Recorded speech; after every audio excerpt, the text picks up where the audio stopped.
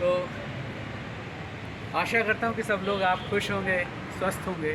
और कुछ बहुत ही महत्वपूर्ण बातें हैं जो आपकी ज़िंदगी से जुड़ी हुई हैं। आपकी ज़िंदगी में कभी सम्मान के क्षण आए होंगे तो कभी अपमान के क्षण आए होंगे, लेकिन अपमान गैरों से जब डिसरिस्पेक्ट मिलता है तो उसके लिए इंसान हवा में उड़ा सकता है, लेकिन जब लैक ऑफ केयर या डिसरिस्पेक्ट की फीलिंग उन लोगों से मिलती है जिन लोगों के लिए आपने लाइफ इन्वेस्ट की है, आपने अपनी खुशियों के पल जिन लोगों के लिए सैक्रिफाइस किए हैं, आपने अपने मनपसंद की चीज़ें खरीदने की बजाय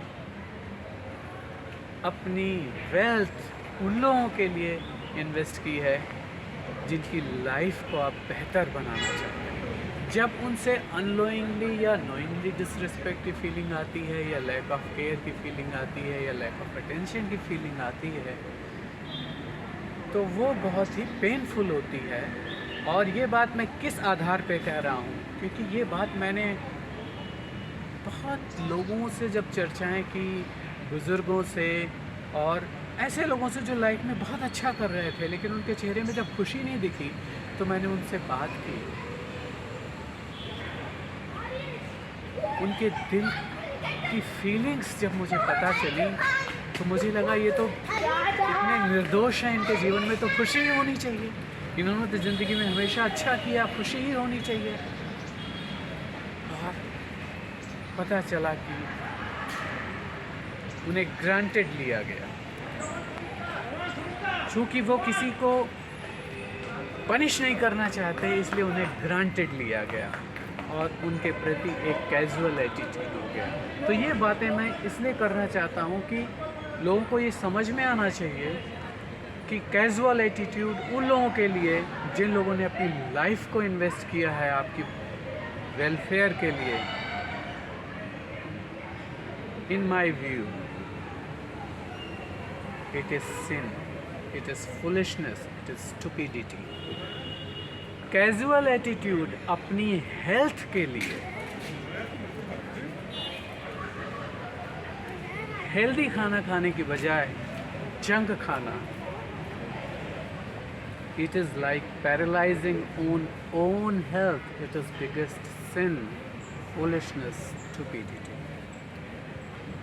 Casual attitude about own time, instead of investing it for building personality, building career, building respectful relations,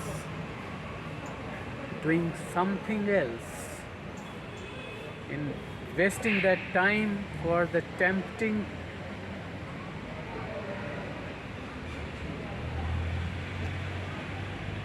social media and so much of gadgets, not giving time for own health, not seeing sunrise. I think corrections are required. तो इसी विषय में कुछ बात करना चाहता हूँ और बहुत कॉन्फिडेंटली और बहुत ही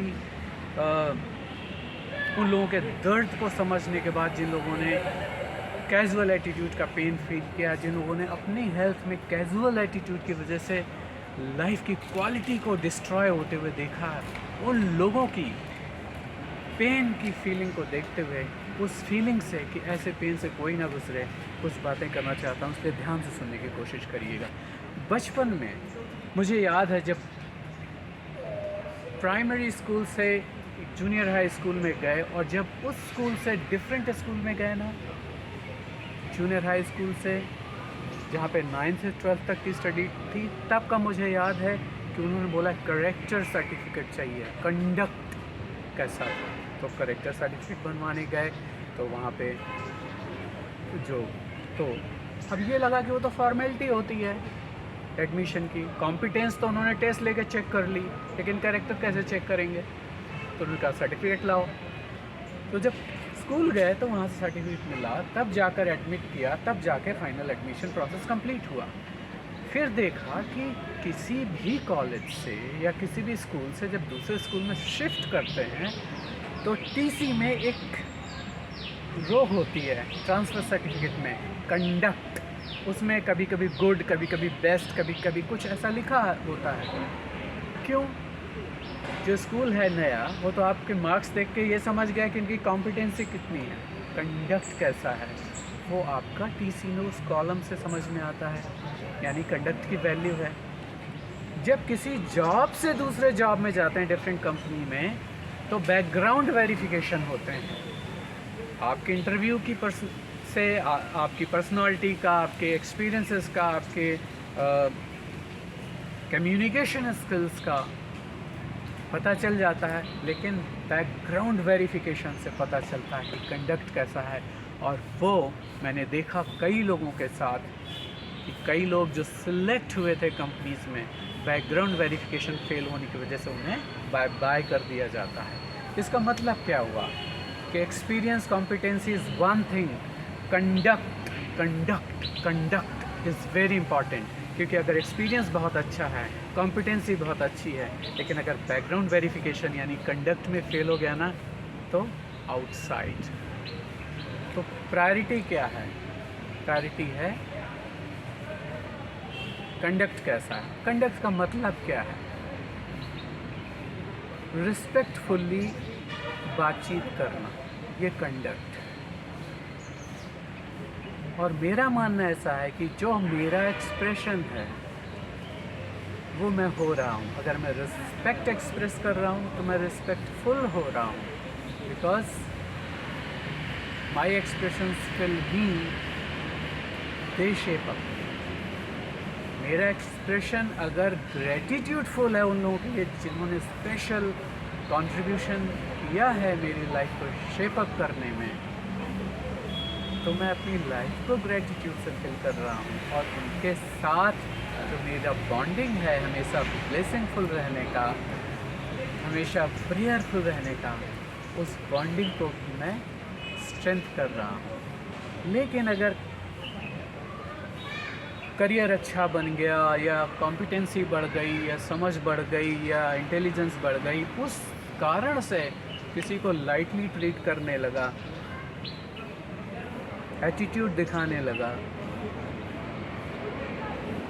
ये मिसकंडक्ट है ना। शादी ब्याह होते हैं ना, तब भी लोग सब कुछ अच्छा लग रहा होता है, लेकिन पता करते हैं पड़ोसियों से जा कर के या उस स्कूल से या उस संस्था में जा कर के कि इनका हैबिट्स कैसी हैं, कंडक्ट कैसा है। तो कंडक्ट बहुत मैटर करता है लाइफ में आगे बढ़ने के लिए, लोगों से मिलजुल करके खुशी खुशी जीने के लिए। अकेले जीने का मतलब क्या है? Self imprisonment.